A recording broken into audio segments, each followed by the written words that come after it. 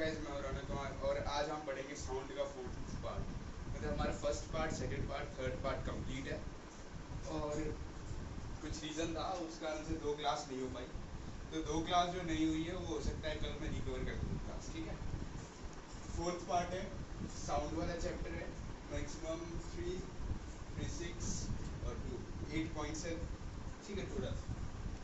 पहला बोला है the time taken for one complete oscillation in the density और pressure of the medium is called the time period of the wave. You have already read in class 8 what is time period. इसमें wave का बात हो रहा है। आपने simply class 8 में आपने टाइम पीरियड के बारे में पढ़ा है, लेकिन अब क्लास 9 में स्टैंडर्ड बढ़ चुका है और क्लास 9 में आपका वेव का आ गया है। तो इसमें सिंपली बोला क्या है कि जो टाइम टेकन, जो टाइम लेता है फॉर वन कंप्लीट ऑसिलेशन, एक ऑसिलेशन को कंप्लीट करने के लिए इन द डेंसिटी में और प्रेशर ऑफ द मीडियम, उसको हम टाइम पीरियड बोलते हैं, जिसको हम शॉर्ट में टी से डिनोट करते हैं ऑफ द वेव के टाइम पीरियड के बारे में इसमें बात किया जा रहा है, ठीक है। फॉर एग्जांपल वेव, ठीक है। The distance between two consecutive compression और two consecutive refraction is wavelength. Wavelength को हम इस टाइप से डिनोट करते हैं, ठीक है। याद रखना इसको। आई थिंक मैंने कहीं आपको लिखवाया था, ऐसे कुछ नहीं लिखवाया ना, ठीक है लिखवा दो। देखो इसको हम लैम्बडा बोलते हैं, वेवलेंथ या लैम्बडा, हम दो चीज में से एक चीज बोलते हैं इसको। कि जो डिस्टेंस होता है इसको हम ऐसे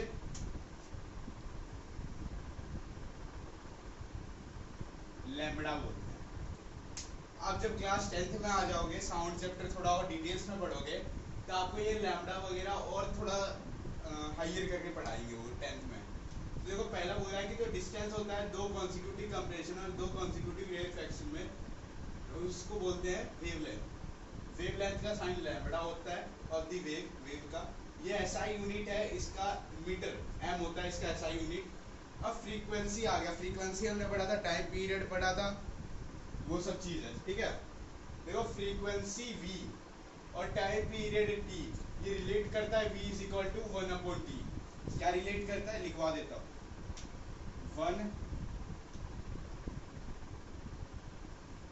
1/t रिलेट करता है। Speed of sound is the distance travel by the sound wave पर unit time.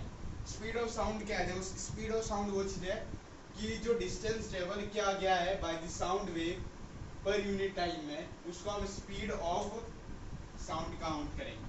Speed of sound का formula v is equal to distance lambda time upon T. Wavelength या लैम्बडा हमने बताया था आपको पहले ही, तो डिस्टेंस लैम्बडा अपॉन टी होगा, ठीक है। आप वेवलेंथ भी बोल सकते हैं लैम्बडा, क्योंकि लैम्बडा हमने जैसे 8th में पढ़ा था, तो मैंने 9th की बुक में देखा था लैम्बडा लिखा हुआ था, ठीक है। 8th में देखा था मैंने 9th की बुक, तो उसमें लैम्बडा लिखा हुआ था, तो आप लैम्बडा भी बोल सकते हो। लिखोगे तो मार्क्स नहीं कट होंगे। द रिलेशन बिटवीन स्पीड और sound wave is v, its frequency and wavelength lambda is v is equal to u lambda, ठीक है। जो रिलेशन है दो स्पीड और साउंड, स्पीड और साउंड वेव का जो रिलेशन है इस इट्स फ्रीक्वेंसी से और वेवलेंथ का, वो ऐसे लैम्बडा है, जो v is equal to u lambda होगा।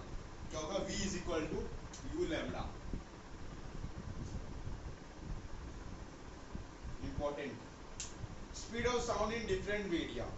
अब क्या क्या स्पीड हो सकते हैं साउंड के डिफरेंट मीडियाज में, कैसे कैसे स्पीड्स हो सकते हैं, उसके बारे में बताया जा रहा है कि स्पीड कैसा है। जैसे साउंड है,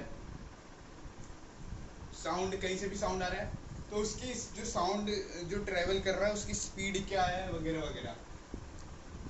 तो speed of sound is finite and is much less than the speed of light.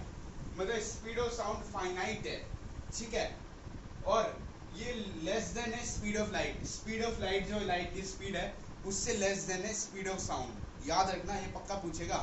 अगर डिफरेंस में आ गया कि स्पीड ऑफ साउंड और स्पीड ऑफ लाइट, तो आप लिख सकते हो कि speed of sound is finite and is less than speed of light, वो लेस देन है स्पीड ऑफ लाइट से।